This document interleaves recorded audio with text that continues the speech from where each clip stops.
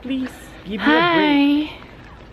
Hi. Hi guys. So it's Tuesday night. Bukas may pasok na sila. Ngayon ang last night ng holiday dito sa Korea. So papunta kami ng... Yellow naman. gawa kasi ng ilaw. Papunta kami ng tindahan. Bibili ng snacks. Kasi kami ay mag-movie marathon. Since panggabi pa si Ryan bukas. Meron akong mga kasamang manood ng movie. So ito kami sa lagi naming store na binibilhan ng mga stuff. Ay, ice cream ulit ang isa.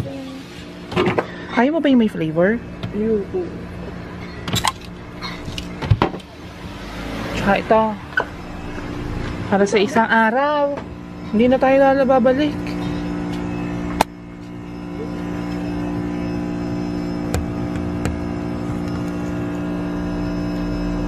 Nakabili na kami ng ice cream. Nalalalahin namin. Tsaka ng ilang chichirya. Kasi know me, I love junk food. Dauda. Kasi against na tayo sa light. Ayan, meron ng malapit na ano. Ay, sino nung dalawa? Yan, kulay dilaw na naman tayo. Liwanag. Anak. Yes.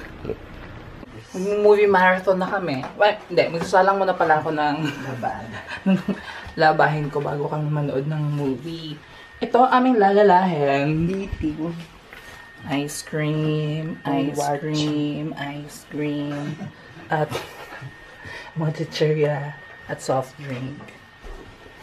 So yun, good luck sa aming, ano ba?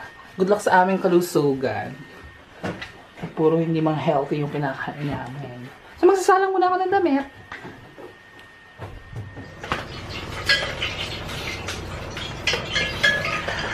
Hi guys!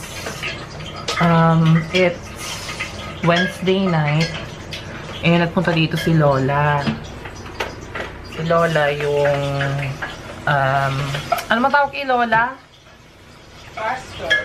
Pastor siya ng Born Again. Kaya medyo pukto nga yung mata ko.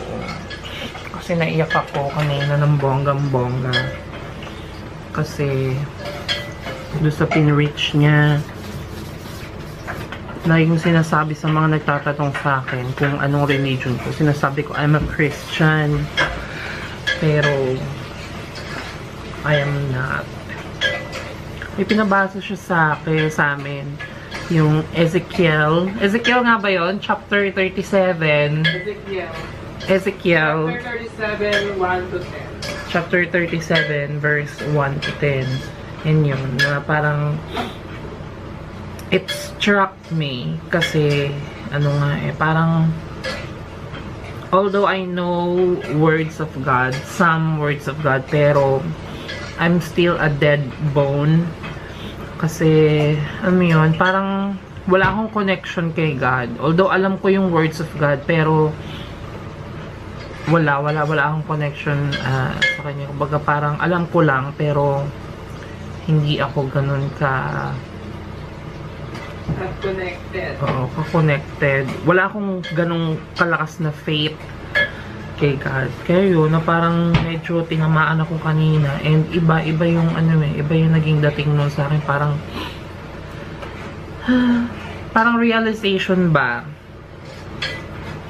Ganun yung nangyari sa akin kanina. And naiyak ako ng bonggang-bongga. Kaya yun. Si RV daw ang dahilan kung bakit nandito siya. Pinahanap kay Lola yung isang nawawalang tupa, sabi. Wala ako nung saan. Yan yun.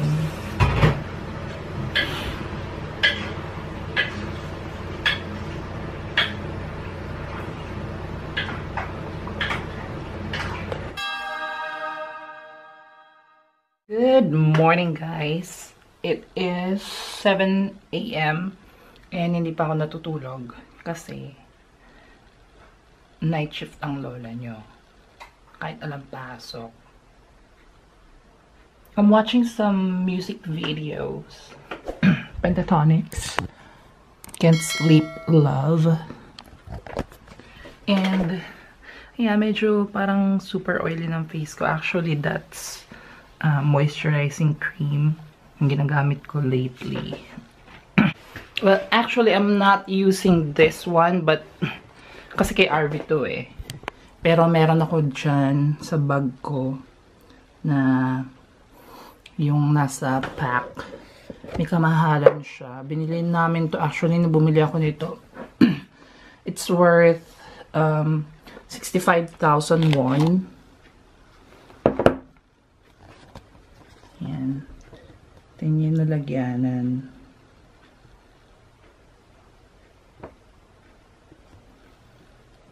And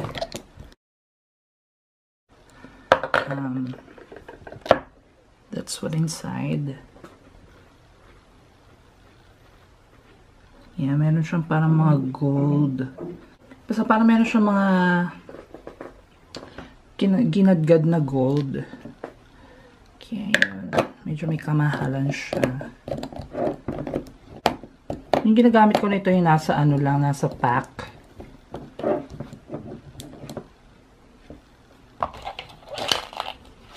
Lalagyanan niya oh, parang crystal. Yung lalagyan lang actually yung nagpamahal dito sa product na ito eh. Tsaka yung box. Pero hindi naman siya talaga ganun ka-expensive. Charot lang. Pang ano siya, pantanggal siya ng wrinkles. Although hindi naman ganun ka-visible yung aking mga lines. Pero meron ako dito sa ilid. Kaya yun, medyo parang malangis yung mukha ko. Yeah, maya-maya parating na sila Ryan at si Hiroki.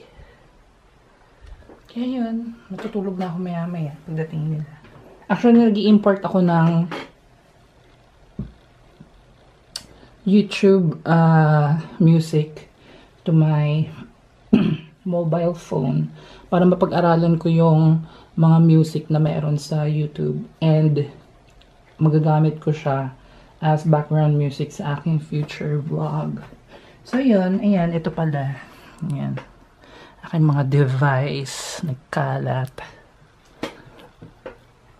So, yeah. Talk to you later. Andito na si Ryan. At si Hiroki ay naliligo na. Nakakain na rin sila. Maya-maya baborlog na kami. Because it's 8. Kala ko lang na nagsasabi. Kasi alas 8 na ng umaga. Shulugan na dapat. And nagbe-blink-blink na rin yung battery ng camera. Saying that I'm about to die. So, stop recording na. Ayan. So, hintin ko na lang na malobat siya para makapag-import ako ng file sa iPad. At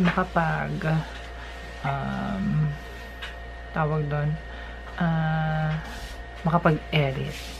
Naglabaran na rin ako ng aking mga damit. Yung kasampay na yan.